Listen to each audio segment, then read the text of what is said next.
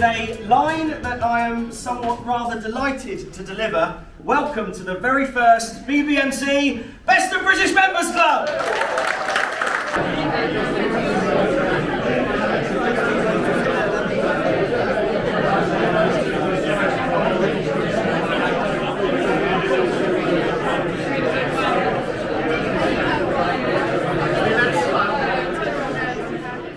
Amazing. So I was actually so excited this morning. I had butterfly in my tummy because I was like, oh my God, I'm actually getting out of the house for a start.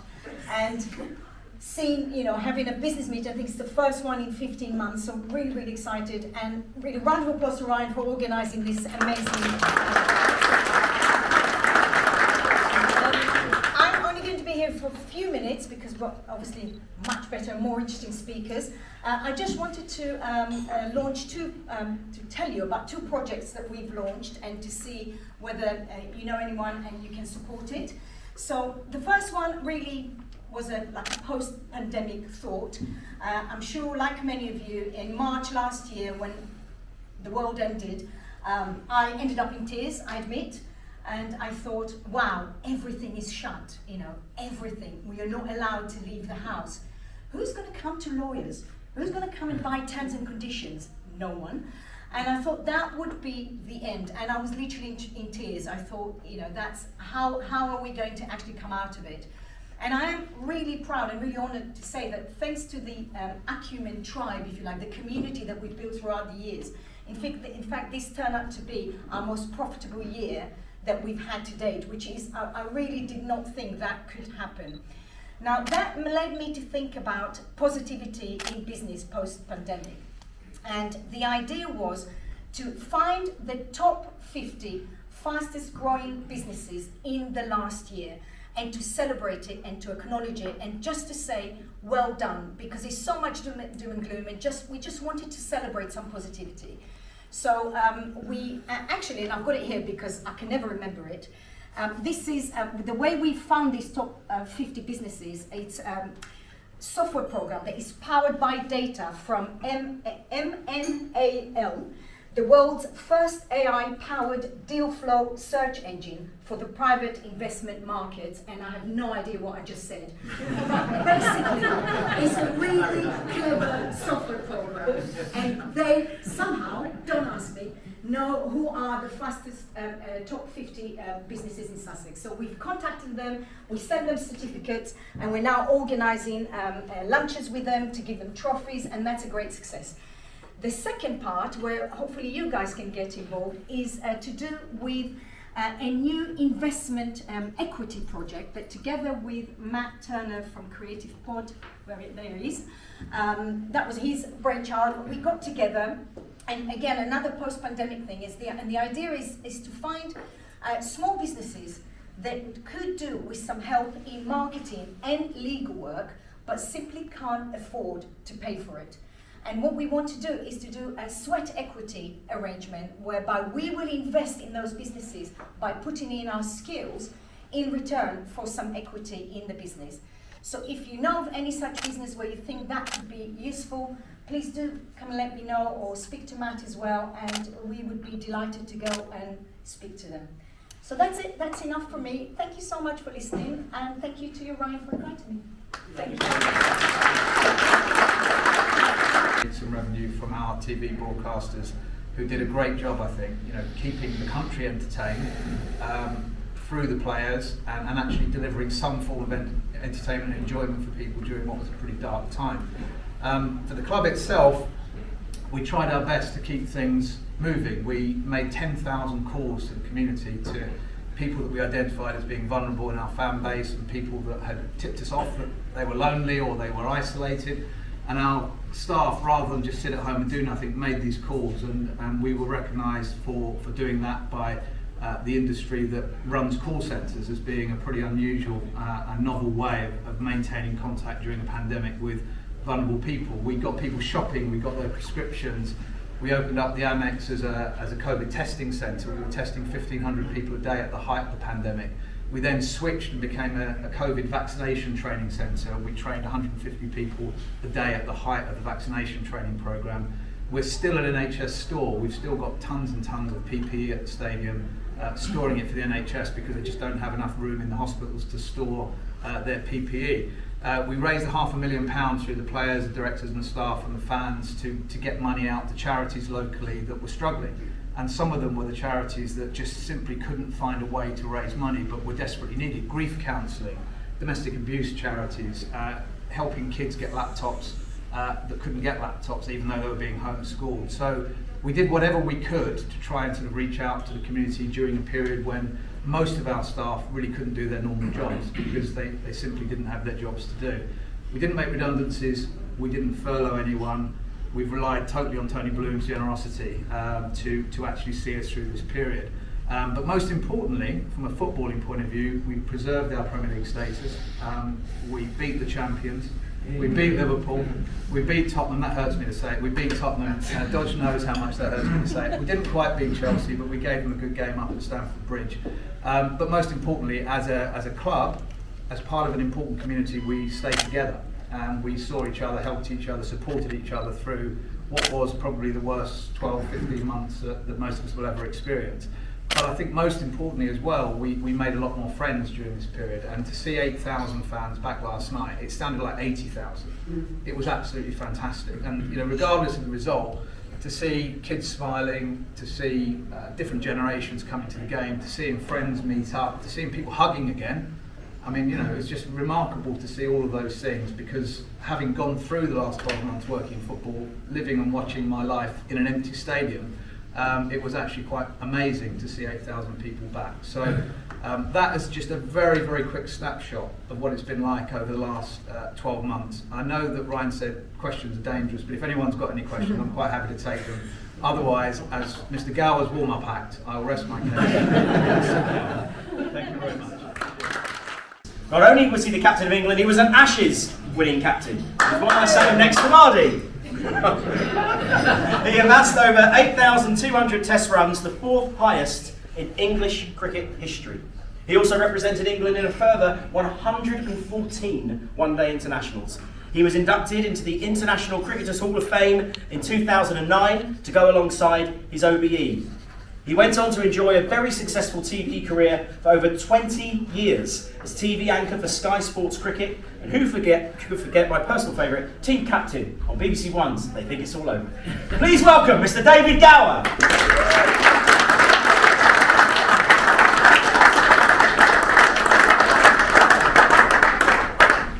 Thank you very much indeed. Who can not be energised by our host today? It is actually, as everyone has quite rightly said, an absolute joy to be out and about yet again. I have to confess that it has been a long time since I've done that.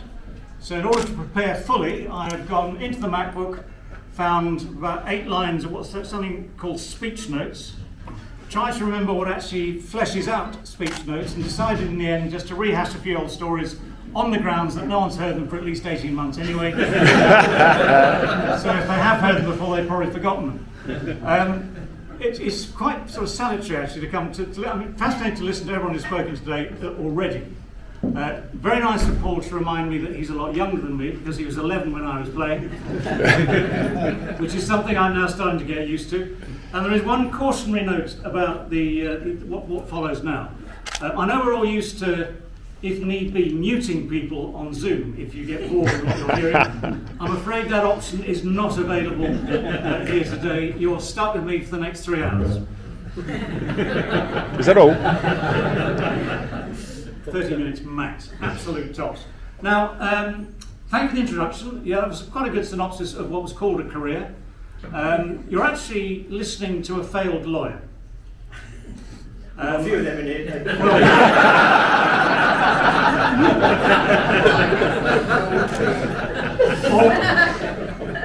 Already I feel so much better. So much better.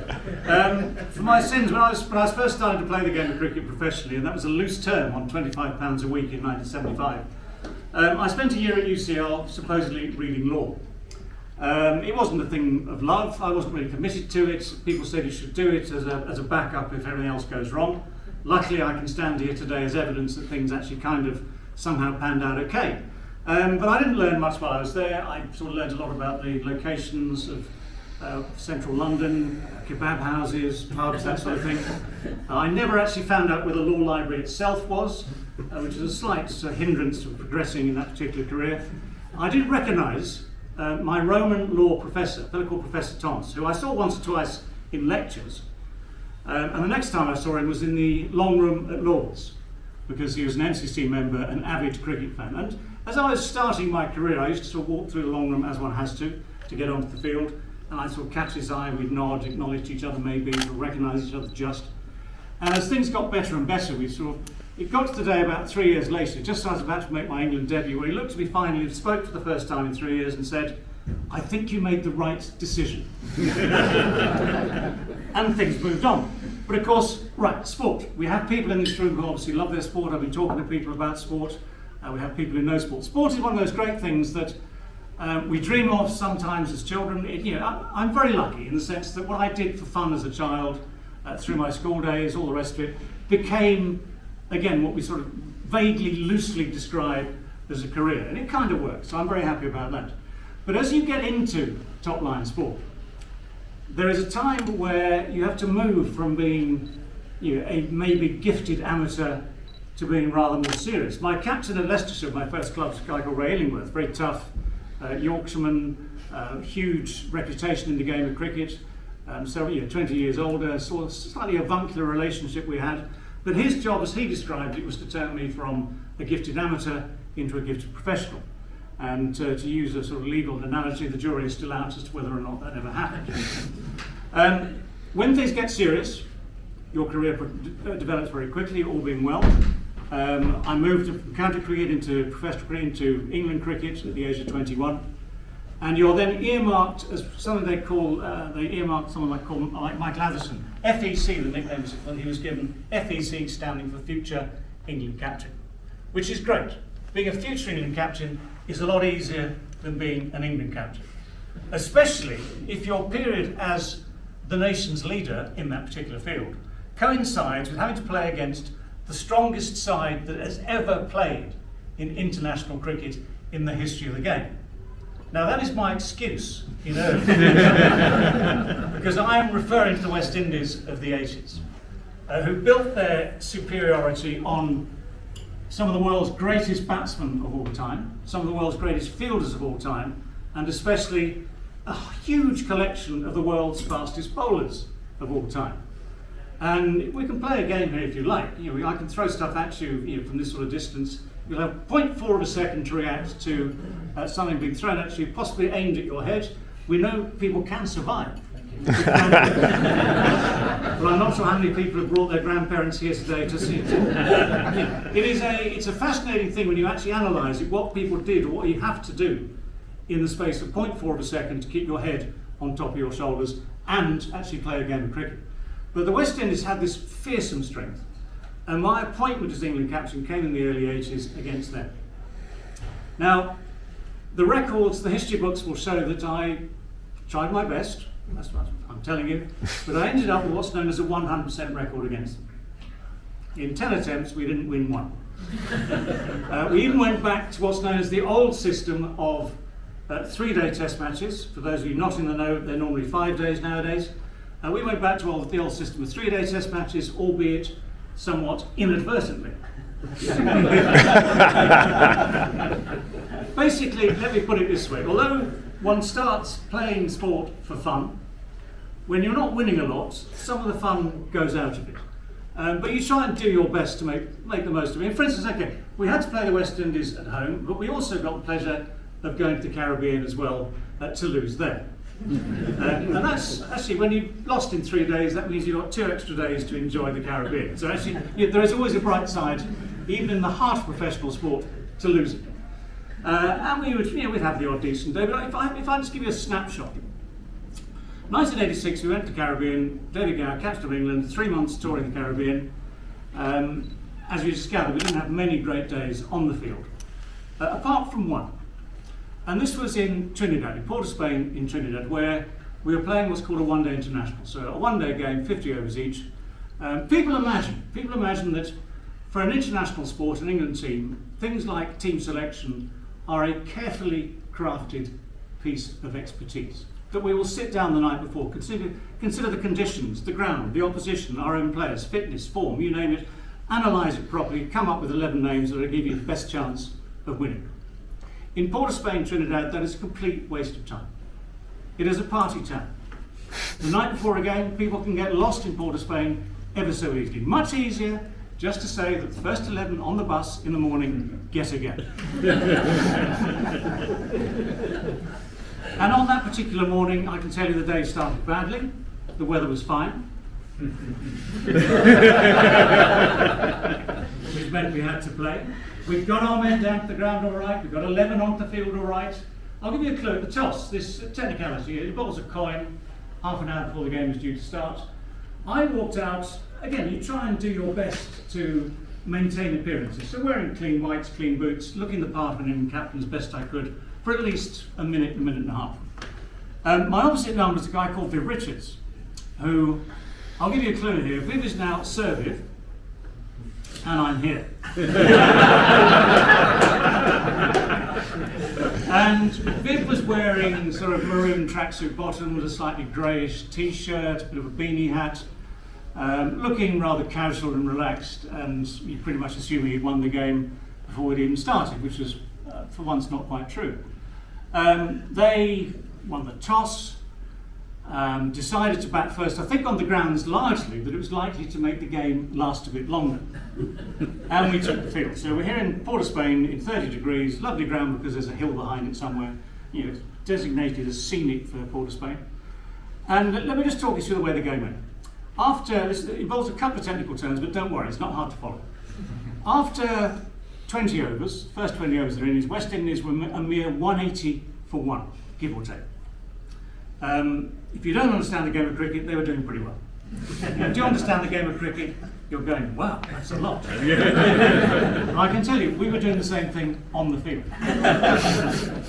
Although, having said that, I'd like to point out this was actually our best start of the tour so far. So, you have to do things like, as captain, you have tactics to decide on, you have to make things called bowling changes, you have to sort of somehow find people that are willing to take the ball in their hands, let it go and see what happens next.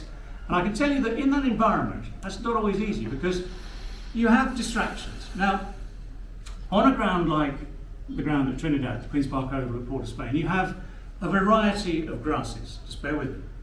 We'll get there, just bear with me.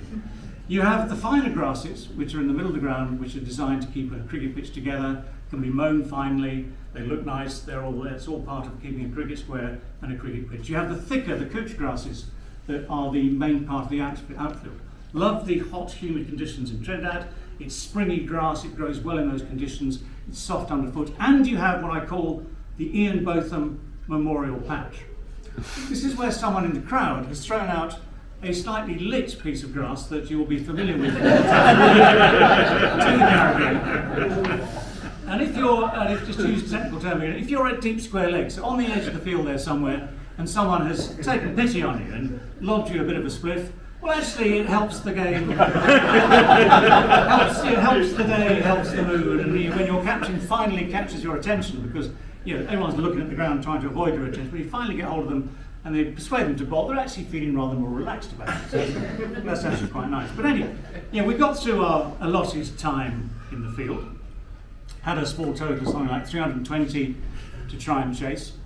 And in those days, I've made the point about the fast bowling of the West Indies. We had a guy called Graham Gooch who was very, very good when it comes to opening the batting against that sort of high quality pace bowler. So basically, again, you have this moment in the dressing room. You need to make a decision. You're picking a man to go alongside. Graham is fixed. He's going to open the innings whatever happens. You're looking for volunteers. Again, unless they've had a spliff, they're all looking in the opposite direction. But you eventually line up 3 or 4 just in case there's a bit of a collapse early on, and you get them all ready, and the magic moment comes and you send them out with anodyne stuff like good luck. 321 the target. As they walked on the field this day, there is one of the greats of all time who played for the West Indies, a fellow called Malcolm Marshall, about 5'10". In the record books, he goes down as RF. Now, the technical term for you stands for right arm fast. in the diaries of my time, or in the diaries I wrote at the time, he went down as our FF, which you've kind of gathered as even quicker. And Malcolm was making a mark, if you imagine a cricket field, as 60, 70 metres between the stumps and the edge of the field. He's 5 yards in, just drawing a line, which is where he's going to run from when the game starts. So people nod at each other, that's sort of the pleasantries of the game, acknowledge their presence. Graham goes to the other end of the field. What they say is he takes guard, so he looks around and decides what he's going to do to start the chase for 321. And all you have to do to find out where the fielders are, because that's what batsmen do, they look around. And one of the tricks of the trade, as Geoffrey Boyker always said, when you're playing fast bowling, is to get one to get to the other end. So you're looking for a gap somewhere, just to get a run. Any run will do. And in Graham's case, all he had to do was look kind of behind him here, because you've got most of the team there. There's one man down at long leg there who might or might not be needed to bowl the second over of the innings in about 10 minutes' time. And everyone else is here. So he's got Malcolm Marshall 70 yards away over there, everyone else behind him. And he had the so Malcolm steams in. Now, he delivered the first ball, I think, at about 85 miles an hour, which is what we call in the trade a gentle loosener. It zips past the outside edge, bat thing, Graham himself, past the bats, past Graham himself, no mean feat, and it thuds into the gloves. A fellow called Geoffrey Douge, our West Indies wicketkeeper, who's 30 yards behind. And Douge, every time he took the first ball of the day, the sort of slightly bruised hands, would wince and sort of, Jesus fucking Christ. sort of Irish West Indies thing.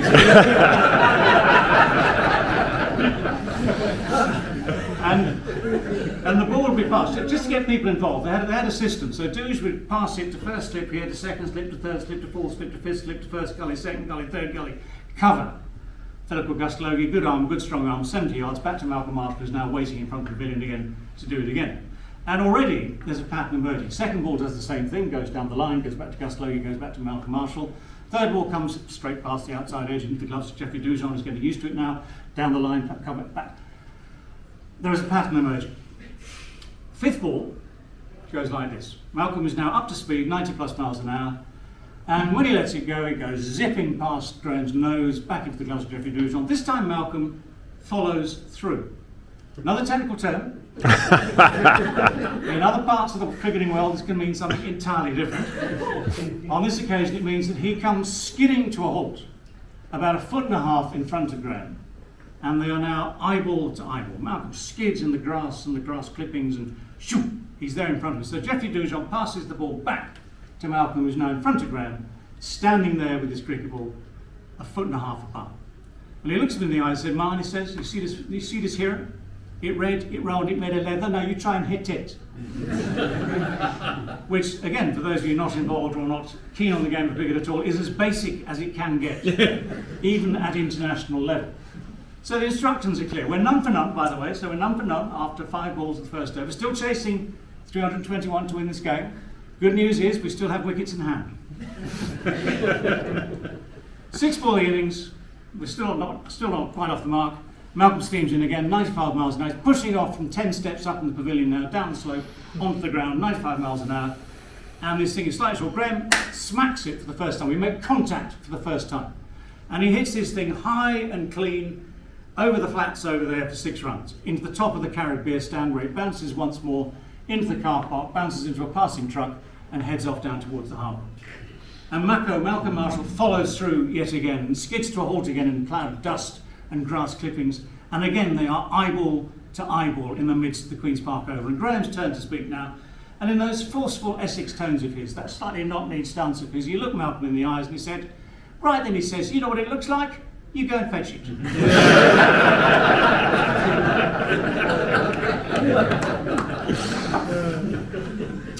Truth of the day, because that might have been slightly sort of embellished, but anyway, truth, you never know, you'll never find out the truth about this. Truth of the day is that whatever the figures were on the day, we actually did win a game of cricket there. And the equally true fact is that the BBC somehow out of force of habit reported we lost it. Graham got a very good 100, I got a vital 13, that was that. One of the great things that you get from being involved in sport is that whole thing of competition. When you get up to the higher levels, there is the sport, there are the people, there is the travel, there is the history of the game you're involved in. Be it cricket, be it football, be it whatever you're in, rugby, whatever you're involved in. There's a lot that strikes you when you're involved. There's that feeling always that you are part of potentially something very, very special. As Ryan said, he very kindly placed me next to an Australian in Mardi, who makes, just to let you know, just in case you didn't, the most brilliant sparkling English wine that we've been drinking earlier. And what a great start to the day that was, I can tell you. But whenever you mention cricket and England and Australia, you are immediately talking about the Ashes. Not quite the oldest international contest in international cricket. That is held by the USA and Canada, who played in New York in 1844 or something like that. But the Ashes goes back to the 1800s, of course. So it is this intense rivalry, this brilliant history between, if ever you are part of an England or Australian team that is part of an Ashes series, you are aware of the great names of the sport. So Don Bradman for Australia, for one. There's a whole list of famous people. When I was growing up, when I was Paul's age, I was watching in the 1850s. I was watching some of the great Australian sides, some of the great Australian cricketers like Dennis Lillee, Jeff Thompson, Ian Chappell, Greg Chappell, Rod Marsh. And when I first played in the Ashes properly, some of these guys were still there. So you're immediately aware of the presence of some of the greats of your own childhood, and you're also aware of the ghosts of all those that have been in those same. You go to the Sydney Cricket Ground, which by the way is in Sydney in Australia, just in case you were missing that one. Go to the SCG, you walk into that room, and you realise, so the ghost, if you walk into the Aussie dressing room, it's still, or it was in my day, pretty much the same as it was in the 1930s, 40s. You can imagine Don Bradman in there. So you have this huge history that you're playing for as much as anything else. And you have to be aware of the niceties of Anglo-Aussie relationships, which I will now tell against myself, even with Mardi in the room. Because yes, I can tell you all sorts of things about Ashes cricket on the field, but I had a little job a few years ago now as what they call an ambassador for Laithwaite's wines. Okay, not the finest sparkling wine in England necessarily, but they sell some really good stuff, and they're lovely, lovely people. And I was doing a day for them with all sorts of people coming into the cellars in London, talking to various publications, all sorts of publications, wine publications, Radio Times, Reader's Digest, all sorts of things. And this lovely girl from the Radio Times asked me a really difficult question. It was quite a good question. She said, is the Ashes about a clash of cultures? Now this was late in the day. I was feeling slightly mischievous. Wasn't just going to answer the question straight.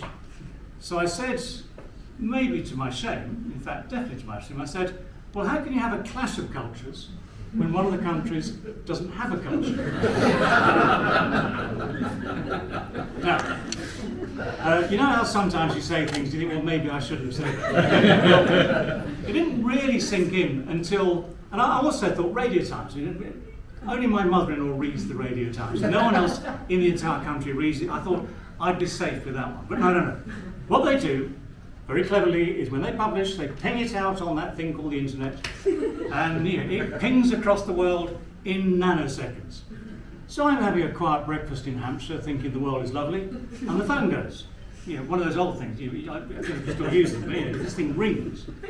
And I looked at it suspiciously, which is probably quite a good idea. So, hello? And his voice says, "G'day." And you know how sometimes you get a feeling, and instantly I thought, I'm in trouble. It was someone from the Sydney Morning Herald saying, we'd like to talk to you about culture. Okay. So you go into immediate supreme apology mode. So I said, look, can I just say, before we get anywhere involved in this, I'm really sorry. I've spent the best part of 5 years of my life in Australia cumulatively. I've always loved it down there. I have great friends in Australia. The cricket's been fantastic. The country's great. The wine is awesome. I know most of the great winemakers there. I think Kate Blanchett is the finest actress in the world. Hugh Jackman deserves an Oscar for anything he ever does in the future. I'd like to be Australian, please. When can you get me in? And I'm really sorry.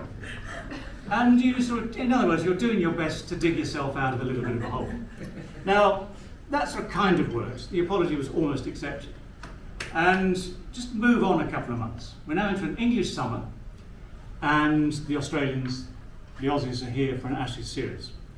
And as a precursor to the main stuff, the proper stuff, I'm invited by friends to a game in Cirencester in the heart of the Cotswolds, Cirencester Park, where they have a lovely, lovely field, a quintessential English cricket field, nice little pavilion, and there is an old England 11 just about to play an old Australian 11. And I'm probably too old because my only duty is to put on a white coat and umpire.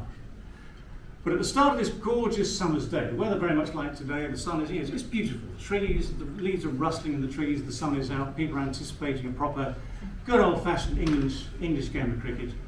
I see the great man himself, and I'll give you a clue, his name is Shane. Shane Warne, the taker of, 800 or so test match wickets, one of the finest cricketers of all time, certainly the greatest leg spinner of all time, in his own mind, definitely the finest cricketer of all time, and a notably proud Australian. Now, by the way, as a sidebar to Shane, he played in Hampshire for 8 years. My county of residence now, have been there for 20 odd years. Shane was captain of Hampshire for a while, played at Hampshire for 8 years, was a very, very popular figure in the county because he brings exuberance, like Ryan, he brings exuberance and pizzazz and stuff to a game of cricket, into a county, into a venue, everything. People loved him. And he did a bloody good job there as a player and as a captain. When he left, when eventually he had to move on to other things, they had a poll in a local newspaper, and they asked 500 women whether or not they would sleep with Shane Warne. And the answer came back from 498, never again. We're allowed to say things like that. I'm not sure. You might just scrub that from the video.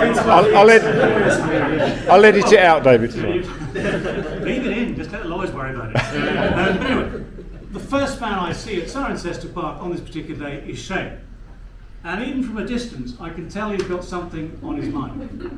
And he's striding towards me, that sort of pointy finger attitudinal thing that suggests there's something he wants to say to me, which is slightly more than good day. And from about 20 yards away, he shouts at me and says, "Oi, mate, what's this about us having no fucking culture?" I let him come, as an experienced lawyer, let him come a little closer to within whispering distance before saying, "I rest my case."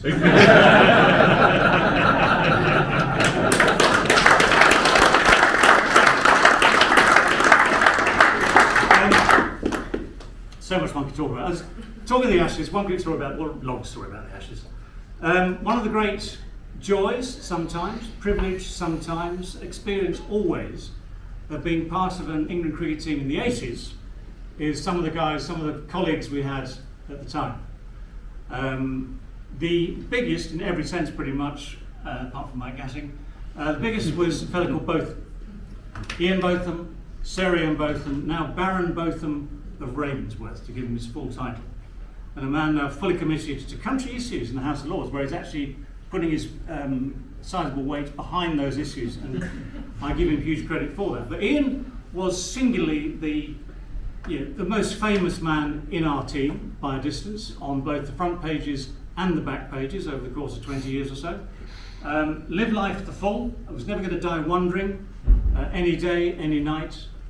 Would delay going to bed just in case there was something he might miss. He had a very good ally, and a fellow called Alan Lamb, who was a great friend of mine as well. So there was a sort of triumvirate of trouble there through the 80s. Now, of course, we were very professional about our approach to the game of cricket. We were always in bed by 1:30,